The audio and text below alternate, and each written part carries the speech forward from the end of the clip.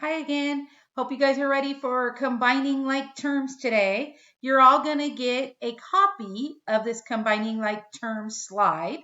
And in this slide, you are responsible for combining terms that are similar. So remember, when you have variables that are the same, you keep them together.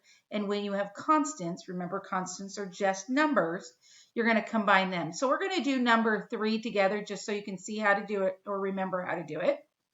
My like terms are the n and the 9n and the -10 and the -3.